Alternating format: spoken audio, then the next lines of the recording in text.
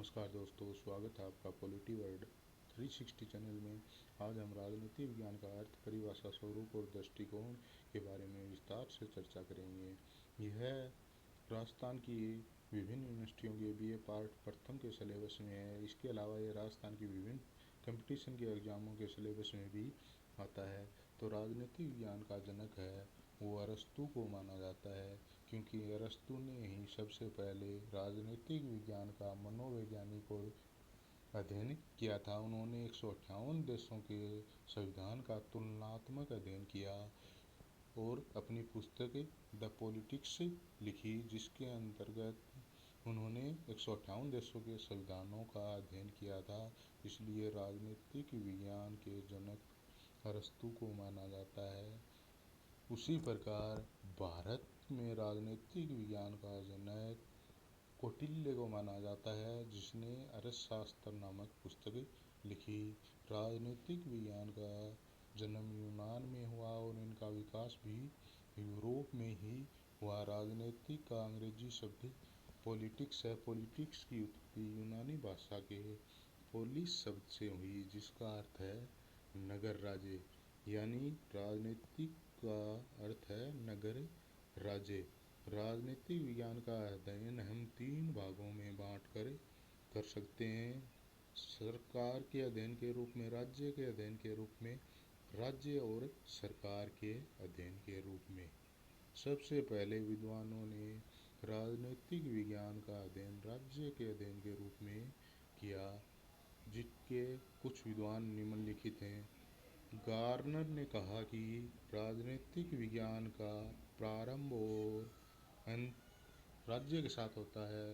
उसी प्रकार बंसली ने कहा कि राज्य के आधारभूत तत्व क्या हैं, राज्य की प्रकृति कैसी है, इन सभी बातों का अध्ययन भी राजनीतिक विज्ञान के अंतर्गत किया जाता है। जेम्स ने कहा कि राजनीतिक शास्त्र है वो राज्य का विज्ञान है। गुरनाव ने कहा कि राजनीतिक विज्ञान में राज्य की वर्तमान और विकासात्मक दशाओं का अध्ययन किया जाता है।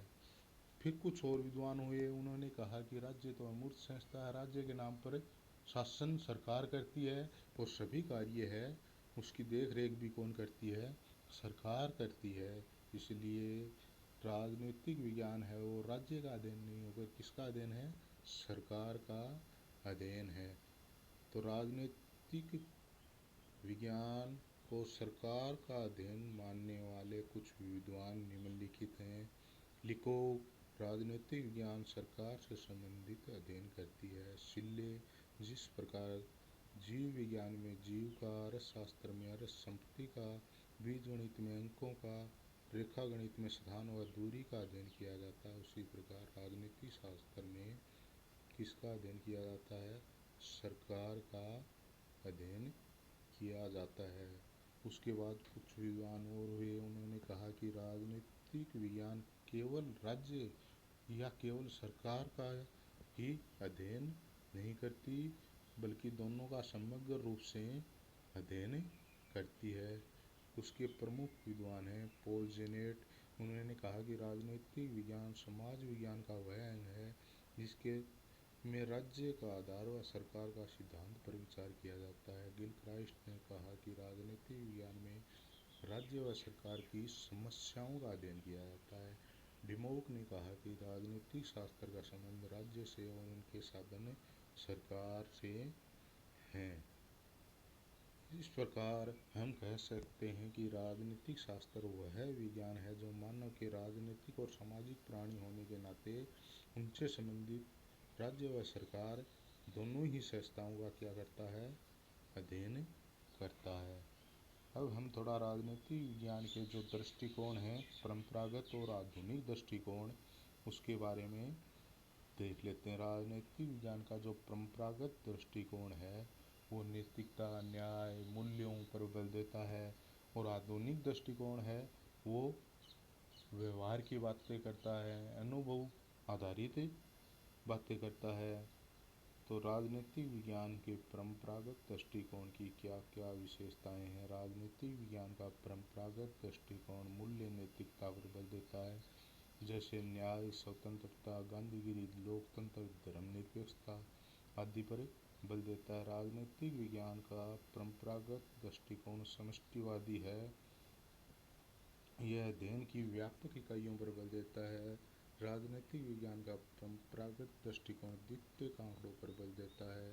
राजनीतिक विज्ञान का परंपरागत दृष्टिकोण अच्छे व बुरे नैतिक मूल्यों पर बल देता है। राजनीतिक विज्ञान का परंपरागत दृष्टिकोण है वो दो देशों के बीच संविधान का तुलनात्मक अध्ययन हो गया, दो संस्थाओं के बीच तुलनात्मक अध्ययन हो गया, दो न्यायपालिकाओं के बीच तुलनात्मक अध्ययन हो गया, दो सरकारों के बीच तुलनात्मक अध्ययन हो गया, अपने ही देश की विभिन्न जो सरकार हैं उनके बीच तुलनात्मक अध्ययन हो गया। ये सभी राजनीतिक विज्ञान के परंपरागत दृष्टिकोण के अंतर्गत किया जाता है। सरकार के अंगों का अध्ययन, दो देशों की संस्थाओं का तुलनात्मक अध्ययन, राजनीतिक दलों का अध्ययन, अंतर्राष्ट्रीय संस्थाएं जैसे संयुक्त राष्ट्र संघ हो गए, नाम हो गए, यूएनओ, सार्क, आसियान आदि के मध्य जो अध्ययन किया जाता है वो राजनीतिक विज्ञान के परंपरागत दृष्टिकोण के अंतर्गत आता है।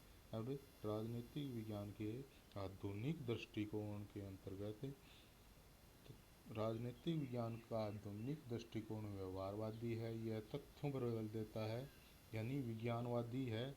यह मनोवैज्ञानिक व व्यवहारवादी है। राजनीतिक विज्ञान का आधुनिक दृष्टिकोण व्यष्टिवादी है, अध्ययन की छोटी छोटी इकाइयों पर बल देता है। यानी ये कोई भी राजनीतिक प्रक्रिया जैसे संविधान है तो ये पूरे संविधान पर का तुलनात्मक अध्ययन करने पर बल नहीं देता, बल्कि संविधान के विभिन्न जो अंग हैं छोटे छोटे उनका तुलनात्मक अध्ययन करने पर बल देता है। राजनीतिक विज्ञान का आधुनिक दृष्टिकोण दबाव समूह, राजनीतिक प्रक्रिया, आतंकवाद, नक्सलवाद, हित समूह आदि के अध्ययन पर बल देता है।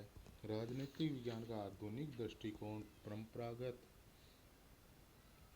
प्राथमिक आंकड़ों पर बल देता है जो अनुभव पर आधारित होते हैं, जैसे एग्जिट पोल, ओपिनियन पोल, जो चुनाव होने के बाद में रिलीज किए जाते हैं एग्जाम आने से पहले। राजनीतिक विज्ञान का आधुनिक दृष्टिकोण व्यवहारवादी है। यह वर्तमान की ही बातें करता है। राजनीतिक विज्ञान का आधुनिक दृष्टिकोण सत्य असत्य पर आधारित न होकर यस नो पर आधारित होता है। सत्य और असत्य पर राजनीतिक दर्शन का परंपरागत दृष्टिकोण होता है। उसी प्रकार राजनीतिक परंपरागत दृष्टिकोण समालोचना पुनर्निर्माण पर बल देता है और राजनीतिक विज्ञान का आधुनिक दृष्टिकोण है वो व्याख्या और वर्णन पर बल देता है, वर्तमान की बातें करता है। राजनीतिक विज्ञान का परंपरागत दृष्टिकोण का क्षेत्र है संविधान का अध्ययन हो गया, राज्य व सरकार का अध्ययन हो गया, सरकार के अंगों का अध्ययन हो गया, विभिन्न देशों का संस्थाओं का तुलनात्मक अध्ययन हो गया, राजनीतिक दलों का अंतर्राष्ट्रीय संस्थाओं का अध्ययन हो गया। आधुनिक दृष्टिकोण के अंतर्गत जाति, भारतीय राजनीति, वैश्विक आतंकवाद का प्रभाव हो गया, दबाव समूह, मानव व्यवहार, राजनीतिक प्रक्रियाओं आदि का अध्ययन है वो आधुनिक दृष्टिकोण के अंतर्गत किया जाता है। तो हम यह कह सकते हैं कि राजनीतिक शास्त्र वह विज्ञान है जो मानव के राजनीतिक और सामाजिक प्राणी होने के नाते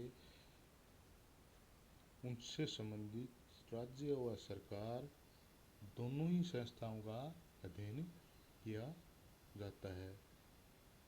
आशा है आपको यह टॉपिक अच्छी तरह समझ में आ गया होगा।